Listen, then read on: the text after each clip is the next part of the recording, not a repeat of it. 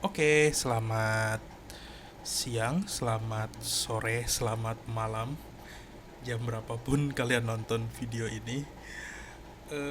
Kali ini ada tugas dari mata kuliah keterampilan berkomunikasi, membuat sebuah presentasi bebas ya.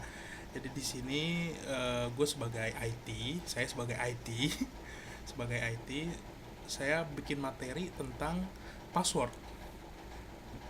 Kedengarannya simple tentang password, tapi password itu sebenarnya harus kita pikirkan juga secara kompleks dan lain-lain. Nah, kita langsung masuk aja ke materinya. Oke, judulnya di sini adalah password jangan asal password. Judulnya itu. Jadi kita nggak boleh asal-asalan nih dalam bikin password. Nggak boleh tuh password yang terlalu gampang kayak gitu-gitu. Nah, di sini inti masalah utama. Password adalah salah satu titik paling rentan dalam keamanan digital. Banyak orang yang nggak menggunakan password. Banyak orang yang menggunakan password lemah, mudah ditebak, atau mengulang. Itu bahaya banget karena gampang banget untuk dihack, teman-teman. Kebiasaan ini membuat akun jauh lebih mudah diretas melalui teknik seperti brute force atau phishing. Nah, akibatnya data-data pribadi kita tuh bisa keambil. Buat akses layanan penting dan identitas digital bisa dicuri oleh orang dan disalahgunakan tanpa kita sadari. Nah, kenapa password menjadi masalah? Biasanya orang password menjadi masalah itu ketika orang cenderung memilih password yang ini mudah dan agar cepat diingat. Padahal ini salah banget. Dengan kita masukkan password yang mudah, tidak kompleks itu adalah kesalahan paling besar ya. Itu sangat gampang sekali untuk dihack. Nah, semakin banyak akun, semakin besar kecenderungan memakai password yang sama. Ini kebiasaan kita juga. Akun kita lebih dari satu, tapi passwordnya sering disamain nih. Itu sebenarnya salah banget. Karena gini, suatu saat nanti teman-teman itu kena hack atau kena serangan phishing, ya. Kalau passwordnya sama semua, otomatis semua akun teman-teman bisa diambil oleh si hacker tersebut. Dan juga di poin yang ini, hacker sekarang tuh menggunakan tools otomatis. Jadi dia tuh nggak perlu tuh masukin satu-satu. Jadi dia tuh pakai sebuah tools yang bisa langsung menjalankan sebuah algoritma yang bisa mengecek semua password teman-teman gitu.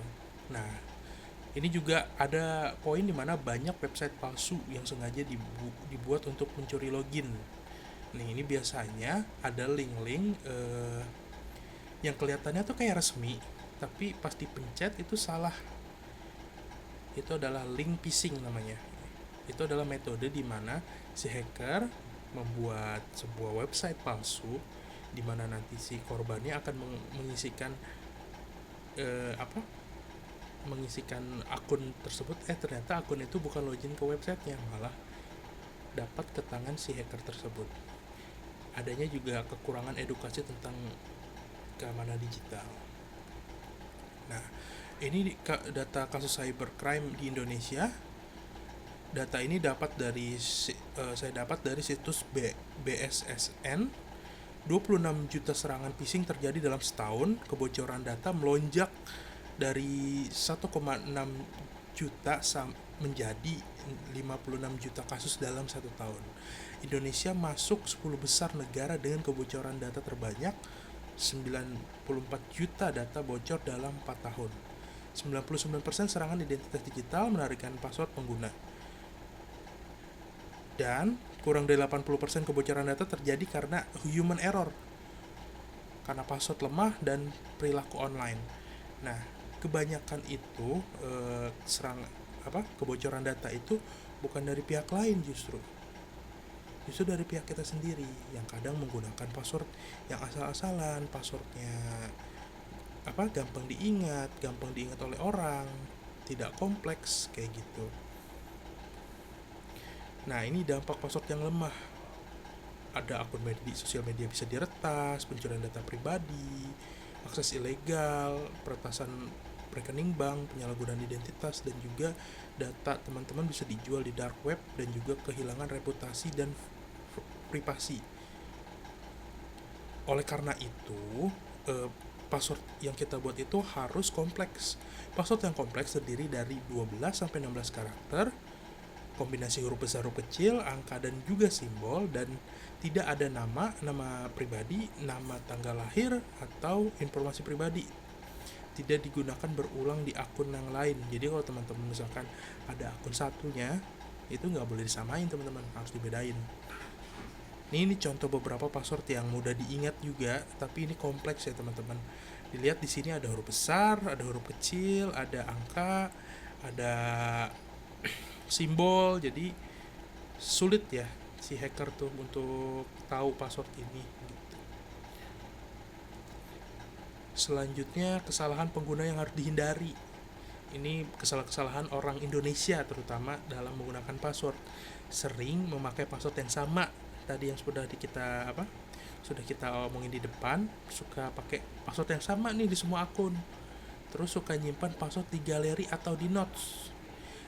Menyimpan password di galeri atau notes itu sebenarnya aman-aman saja selagi kita nggak share aksesnya ke orang lain.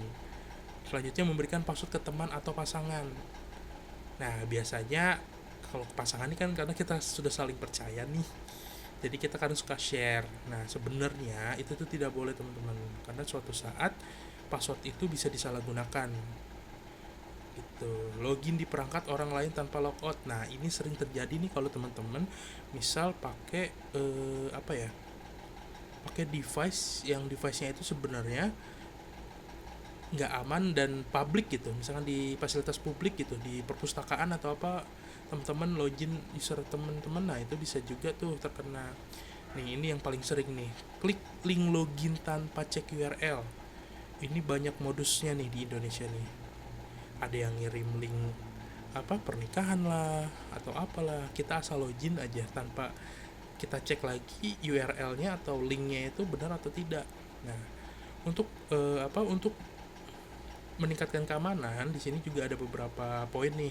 Pertama, aktifkan two factor authentication. Sekarang udah banyak aplikasi yang bisa yang udah aman untuk mengaktifkan two factor authentication, atau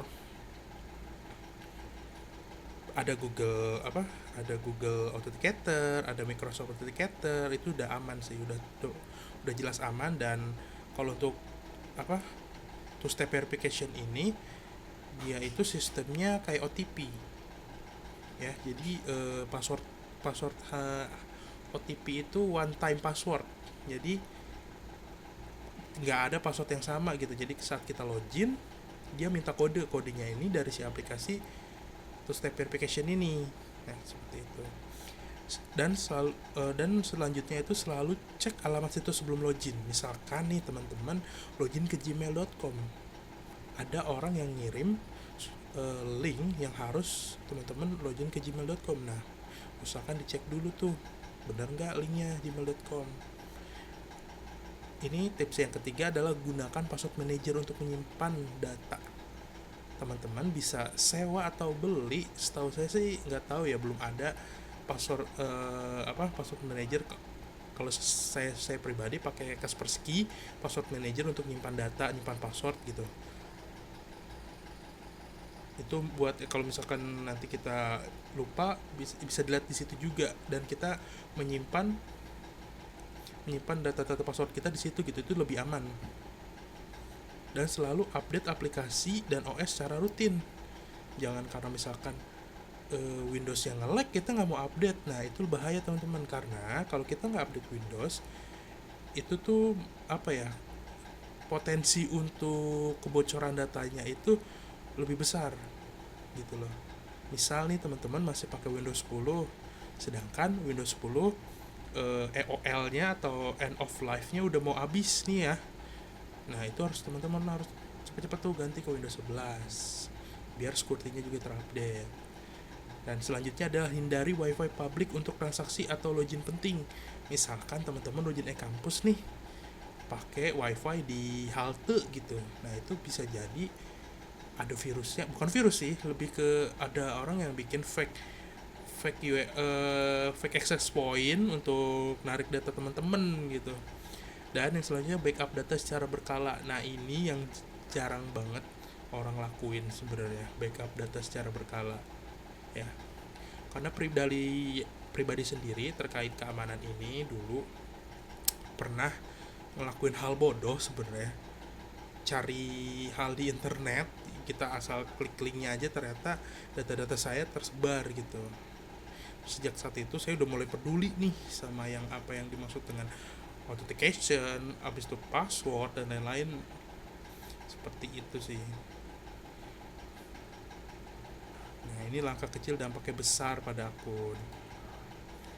Nah, kesimpulannya, password kompleks adalah garis pertahanan pertama terhadap serangan cyber. Dengan password yang kuat, unik di setiap akun, serta dilengkapi two-step verification, resiko pembobolan dapat turun hingga 80%. Nah, jadi gini teman-teman. Untuk di password ini, kalau mungkin teman-teman nggak mudeng dari awal, permasalahan password ini kayaknya masalah yang sering saya hadapi juga. Saya sebagai IT juga, saya sering tuh kayak user-user tuh, kayak orang-orang pengguna IT itu kadang suka males nih pakai password yang kompleks. Padahal dengan password yang kompleks itu kita tuh bisa mengurangi resiko dari kebocoran data dan juga pembobolan data gitu. Ibarat gini, kita punya rumah ya. Setiap rumah itu kan kuncinya berbeda. Kalau misalkan kuncinya dibuat sama, otomatis tetangga kita bisa langsung masuk dong ke rumah kita tanpa permisi.